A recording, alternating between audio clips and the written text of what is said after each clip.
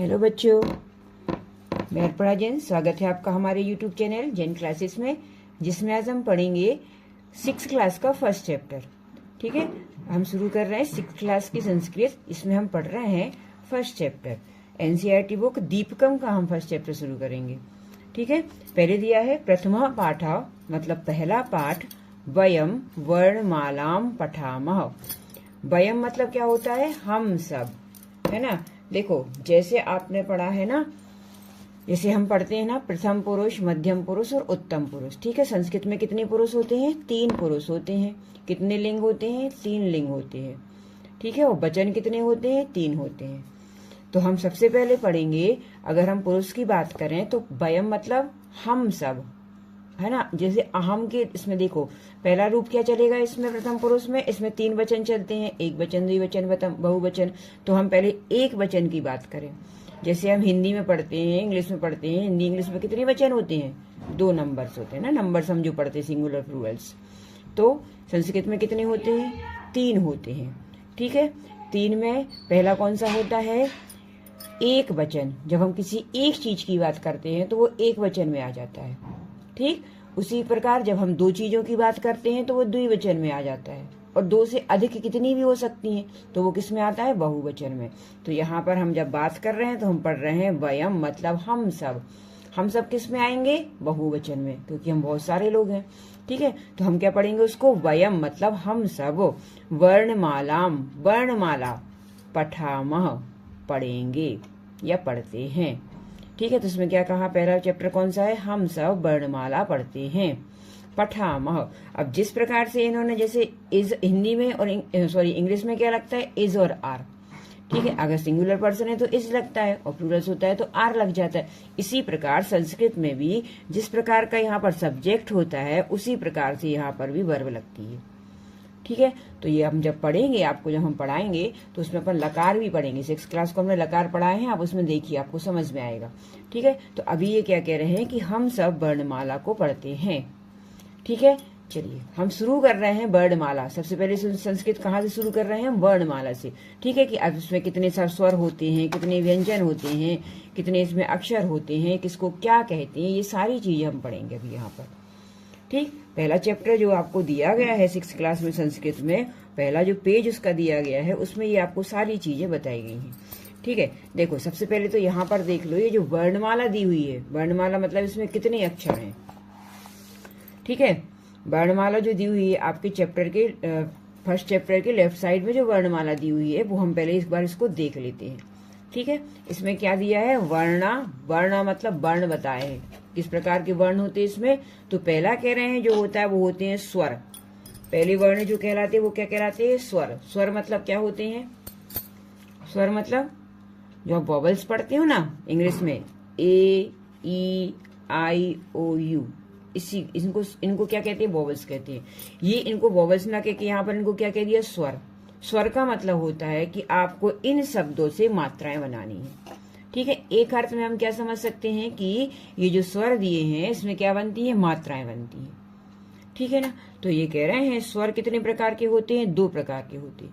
पहला होता है समान अक्षराणी और दूसरा होता है संधि अक्षराणी। अब समान अक्षराणी क्या होता है? तो कह रहे हैं आ ई उ री री लिरी, ये सब क्या है? समान अक्षर है। देखो, आ से आ बना, ई से ई, उ री री लिरी।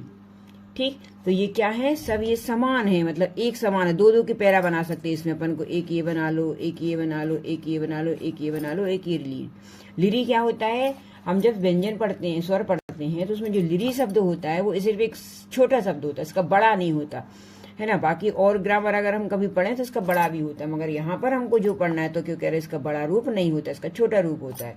इस प्रकार से 9 स्वर जो होते हैं वो समान समान अक्षराणी होते हैं। ठीक है, कौन कौन से?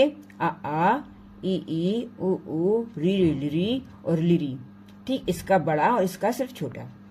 फिर संधि अक्षराणी मतलब क्या होता है? जिनको 2 व्यंजनों, 2 स्वरों से मिलकर जो बनाए गए हैं उनको संधि अक्षराणी कहते हैं। तो ए, आई, ओ, औ, ये कौन से स्वर हैं? ये कौन से स्वर कहलाते हैं? संधि अक्षराणी। इस प्रकार संस्कृत में स्वर कितने होते हैं? संस्कृत में स्वर 13 होते हैं, 13 होते हैं। ठीक है, दोनों को मिला के समान अक्षराणी और संधि अक्षराणी। समान अक्षराणी में 9 होते हैं और संधि अक्षराणी में 4 होते हैं, तो 9 और 4 कितने हो गए? 13। ठीक है, तो इसमें स्वर कितने होते हैं? 13 होते हैं। फिर कह रहे हैं व्यंजन कितने होते हैं, तो व्यंजन इन्होंने कितने बताए हैं ये हम देखते हैं थोड़ा सा। तो कह रहे हैं व्यंजन भी देखो अलग अलग प्रकार के होते हैं। व्यंजन के वर्ग कितने प्रकार के होते हैं मान लो व्यंजन, तो इसमें कहेंगे व्यंजन 4 प्रकार के होते हैं। अब कौन कौन से होते हैं तो हम इनको देख। व्यंजन मतलब क्या हो जाएगा आपका? कंसोनेंट। ठीक है, हम इसके ए ई आई ओ को छोड़ के जो भी शब्द बनते हैं वो कंसोनेंट में। इसी प्रकार व्यंजन में भी वही शब्द आ जाते हैं। तो पहले होते हैं स्पर्श व्यंजन, जिसको हम कहते हैं वर्ग्या भी कहते हैं। ठीक, इसमें क्या होता है? का से लेके माँ तक, का च, देखो का खा गा घा इया, ये 5 हो गए, ये 5 हो गए, ये 5, ये 5, इन सबको 5 को मिला के ये कितने हो जाते हैं? पूरे 25, है ना। कोई पूछे कि स्पर्श व्यंजन कितने होते हैं, तो स्पर्श व्यंजन 25 होते हैं। ठीक है, कौन कौन से होते हैं? तो का से लेके माँ तक जितने भी व्यंजन कहलाते हैं वो स्पर्श व्यंजन कहलाते हैं। इनकी संख्या 25 होती है। समझ में आया? है ना, कितने होते हैं स्पर्श व्यंजन? 25 होते हैं। इसमें इसको हम इन शब्दों को हम अगर कहें तो इनको हम वर्ग बोलते हैं। ठीक है, स्पर्श व्यंजन में कितने वर्ग हैं? 5 वर्ग होते हैं। कौन कौन से? का वर्ग, चा वर्ग, टा वर्ग, ता वर्ग, पा वर्ग। ठीक, कौन कौन से 5 वर्ग होते हैं? का वर्ग पहला जो आता है, का वर्ग में 5 अक्षर, चा में 5, टा में 5, ता में 5, पा में, ये पूरे 5 वर्ग कहलाते हैं। तो संस्कृत में कितने वर्ग होते हैं? 5 वर्ग होते हैं। ठीक है ना, ये आपको क्वेश्चन बनते हैं, है ना। फर्स्ट चैप्टर जब आप पढ़ोगे तो ये सारे आपको क्वेश्चन बनेंगे। तो 5 वर्ग होते हैं। कौन कौन से? उनका नाम अगर कोई पूछ ले तो हम क्या कह सकते हैं इसको? क च ट त प, कचट तप, इसको पढ़ा जाता है कचट तप। तो संस्कृत में कितने वर्ग होते हैं? 5 वर्ग होते हैं। कचट तप, इन 5 वर्गों में कितने वर्ण होते हैं? तो 25 वर्ण होते हैं। ठीक है, समझ में आया? ये सब आपको अब समझ लो, आपके अनार से पढ़ रहे हैं अपन संस्कृत को। ठीक है, तो ये समझ में आ गया आपको कितने वर्ग होते हैं। अब कह रहे हैं इसी में होता है अंतस्थ व्यंजन। अब अंतस्थ व्यंजन में क्या होते हैं? जो कैसे होते हैं? इनमें आधा अर्ध स्वर वाले होते हैं, उसको कहते हैं अंतस्थ व्यंजन। कैसे? या, रा, ला, बा, कितने होते हैं? ये 4 होते हैं। कोई पूछे अंतस्थ व्यंजन कितने होते हैं? 4 होते हैं, है ना। फिर ऊष्माण व्यंजन कितने होते हैं? तो वो भी 4 होते हैं। कौन कौन से? शा, सा, शा और हा। ठीक है, ये भी 4 होते हैं। क्यों होते हैं? देखो, ऊष्म का व्यंजन के मतलब का क्या होता है? ऊष्माण का मतलब होता है जो आप जब बोलो उसको तो आपसे, आपके जो मुंह से है वो कैसे निकले? गर्म हवा निकले। बोल के देखो, शा, सा और हा, ये कहलाते हैं ऊष्म व्यंजन। ठीक है, इनकी संख्या भी कितनी होती है? 4 होती है। फिर कह रहे हैं अनुस्वार। अनुस्वार का मतलब होता है जो आपको आ के ऊपर जो बिंदी दिखती है, जितनी भी आपको ऊपर जो बिंदी दिखती है उनको कहा जाता है अनुस्वार। ठीक, फिर होता है लास्ट विसर्ग। विसर्ग मतलब जब शब्द की बाजी 2 बिंदी लगा देते हैं तो हम उनको विसर्ग कहते हैं।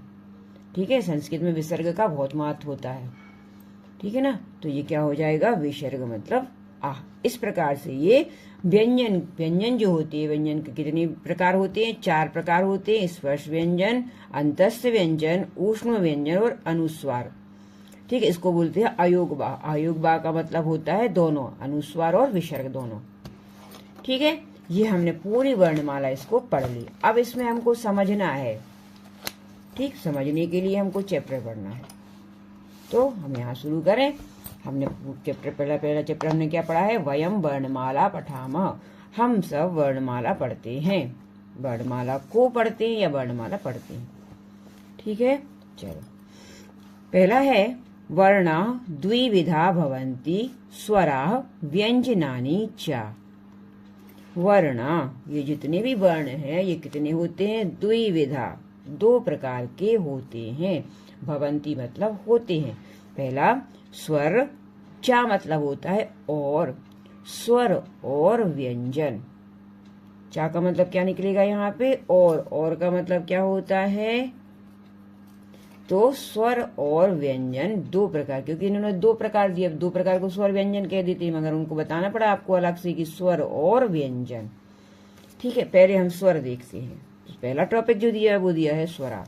हम पहले स्वर को देखेंगे कि स्वरा क्या होता है। ठीक, तो कह रहे हैं स्वराणाम उच्चारणम, स्वराणाम उच्चारणम, ये जो बिंदी लगी है इसको हम माँ पढ़ेंगे।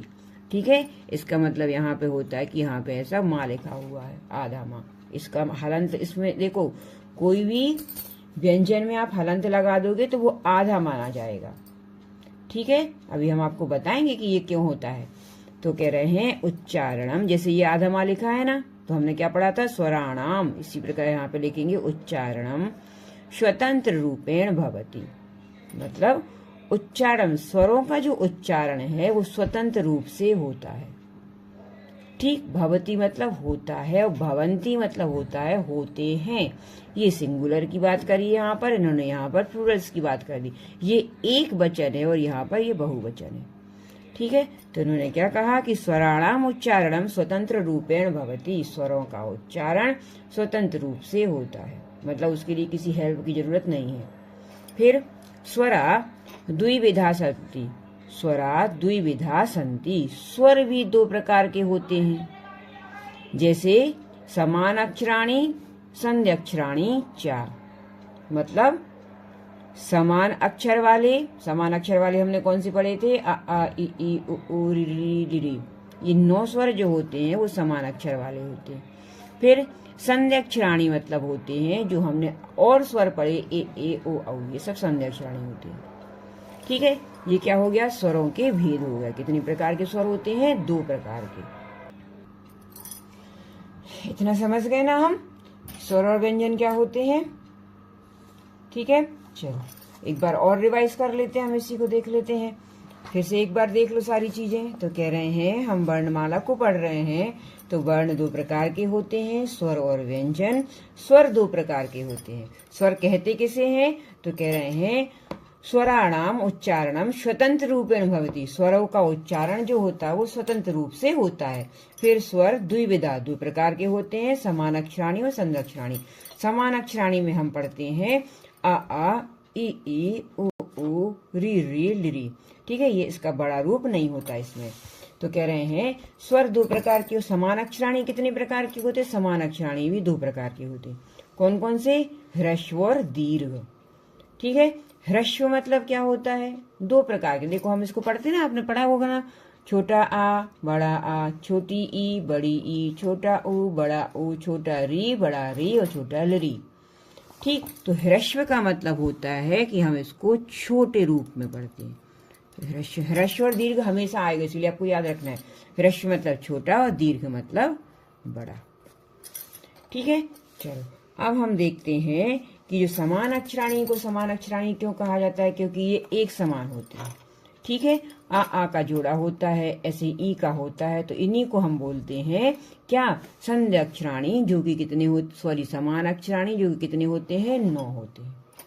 ठीक है, कौन कौन से, आ ई उ री और लिरी। ठीक, ये एक ही होता है, इसको 2 नहीं होते, तो इसी प्रकार ये 9 हो गए। फिर कह रहे हैं अब जब 2 स्वर होते हैं, समान अक्षराणी हमने देख लिया, अब कौन सा होता है, एक संध्य अक्षराणी। संध्य अक्षराणी मतलब क्या होता है, जो 2 स्वरों से मिलके बनते हैं। ठीक है, इसमें 2 चीजें होती हैं। तो जैसे ये कौन सी, ये ह्रस्व नहीं होते, ये दीर्घ होते हैं। तो ए आई ओ औ, ये कितने होते हैं, 4 होते हैं। इस प्रकार 9 and 4 = कितना हो जाएगा, 13। कोई पूछे कि स्वर कितने होते हैं, तो स्वर 13 होते हैं संस्कृत में। ठीक है, चलो अब कह रहे हैं ये जो स्वर हैं ये कैसे हैं, ये संयुक्त स्वर हैं, मतलब इसमें क्या है, 2 स्वरों को मिलके एक स्वर को बना दिया है। ठीक है ना, इसमें 2 चीजें मिली हैं। अब कौन सी 2 चीजें मिली हैं, तो ये हम देख लेते हैं कि ये कैसे बनते हैं। तो कह रहे हैं अब बताओ ए कैसे बनेगा, ये संधि होती, जब हम आपको संधि पढ़ाएंगे 6th क्लास में तब आपको ये सब चीजें आएंगी, तो आपको सीखना मगर यहीं से पड़ेगा। ठीक है, तो इन्होंने क्या कहा है कि द्वे द्वयो मतलब दो दो, निश्चित स्वरयो संधि द्वारा ये नवीना स्वरावर्णा जायन्ते ते संध्यक्षर स्वरा भवन्ति। अब क्या कह रहे हैं कि दो दो निश्चित दो दो स्वरों के द्वारा, निश्चित दो दो स्वरों से संधि के द्वारा जो नवीन स्वर बनता है उसको हम संध्यक्षराणी स्वर कहते हैं, या वो संध्यक्षराणी स्वर होते हैं। अब कौन कौन सा देखो नवीन स्वर इसमें कैसे बनेगा, हम इसमें जब संधि करेंगे तो ये नवीन स्वर बन जाएगा। तो कह रहे हैं आ plus E is equal to A, आ और ई से मिलके ए बनता है। ऐसे ही आ और ए से मिलके आई बनता है। कैसे बनेगा, आ और ए से मिलके आई बनता है, आ और ऊ से मिलके ओ बनता है, और आ और ओ से मिलके औ बनता है। मतलब जहां पर आप ए लगा रहे हो उसमें आपको आ और ई से ए बन गया, अब ये ए जाके आ में जुड़ जाएगा तो आई बना देगा। इसी प्रकार ये आ और ऊ मिलके ओ बन रहा, मगर जब ये ऊ फिर से आ में मिलेगा तो ओ फिर से आ में मिलेगा तो औ बना देगा। ठीक है, समझ में आ रहा है कि आ और ई से मिलके याद रख लो कि ए बनता है। अब ए में तुम फिर से आ मिलाओगे तो आई बन जाएगा। इसी प्रकार आ और ऊ से मिलके ओ बनता है, और जब तुम ओ में फिर से आ मिला दोगे तो वो औ बन जाएगा। ठीक है, समझ गए। अब देखो फिर कह रहे हैं ली वर्ण दीर्घा ना संति, ली वर्ण का दीर्घ नहीं होता है। ठीक है, संध्यक्षराणाम ह्रस्वा ना संति, और संध्यक्षराणा वो ह्रस्व नहीं होते, छोटे नहीं होते। ठीक है, वो हमेशा किससे बनते हैं, बड़े से बनते, जैसे हमने ये पढ़ा। ठीक, समझ में आया इसमें क्या करना है आपको। इसमें दो चीजें आपको बताई हैं, स्वर और व्यंजन।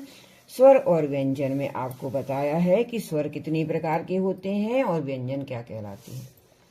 ठीक है, चलिए अभी हमने इतना पढ़ा, ये आपके लिए अभी फिलहाल काफी है समझने के लिए। नेक्स्ट हम पढ़ेंगे नेक्स्ट वीडियो में। Thank you.